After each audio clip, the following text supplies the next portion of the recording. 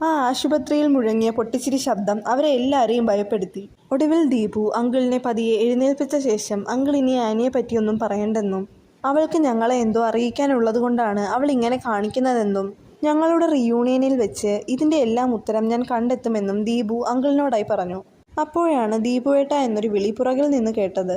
ദീപു തിരിഞ്ഞു നോക്കിയപ്പോൾ കണ്ടത് പണ്ട് ആനിയുടെ കൂടെ കോളേജിൽ വന്നുകൊണ്ടിരുന്ന അവളുടെ കസിൻ റിൻസി ആയിരുന്നു. നീ എന്താ ഇവിടെ എന്ന് ദീപു ചോദിച്ചപ്പോൾ ആനി ചേച്ചി എവിടാ ദീപുവേട്ട എന്ന് അവൾ തിരിച്ചു ചോദിച്ചു.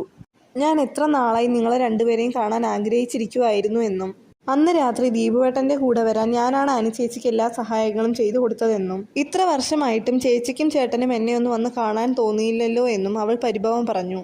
ഇത് കേട്ട ദീപു നീ എന്തൊക്കെയാണ് ഈ പറയുന്നതെന്നും ഞാൻ ആനിയെ വിവാഹം കഴിച്ചിട്ടില്ലെന്നും ഞാൻ എൻ്റെ അമ്മാവൻ്റെ മകളായ പ്രിയയാണ് കല്യാണം കഴിച്ചതെന്നും ഞാൻ അവസാനമായി ആനിയെ കണ്ടത് ഞങ്ങൾ ഫ്രണ്ട്സ് എല്ലാം കൂടി ചേർന്ന് അന്ന് തേക്കടിയിലെ ആ റിസോർട്ടിൽ പോയപ്പോഴാണെന്നും പിന്നീട് ആനിയുടെ അമ്മയ്ക്ക് സുഖമില്ലെന്ന് പറഞ്ഞ് നീ ഫോൺ ചെയ്തപ്പോൾ അവൾ അവിടെ നിന്ന് അപ്പോൾ തന്നെ ഇറങ്ങിയെന്നും പിന്നെ താൻ ഇതുവരെ അവളെ കണ്ടിട്ടില്ലെന്നും അവൻ പറഞ്ഞു.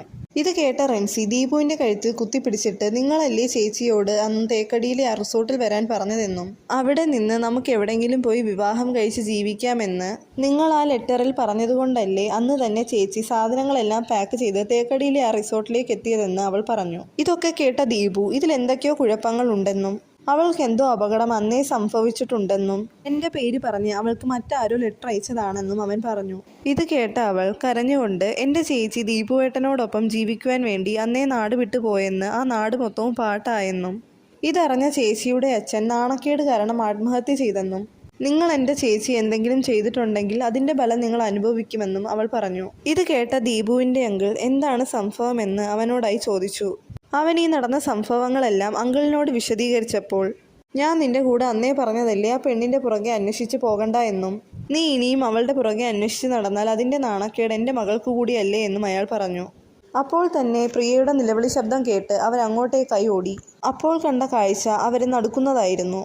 ഈ സമയം റൂമിൽ ആനിയുടെ ആത്മാവ് പ്രിയയെ കൊല്ലാനായി ശ്രമിച്ചുകൊണ്ടിരിക്കുകയായിരുന്നു.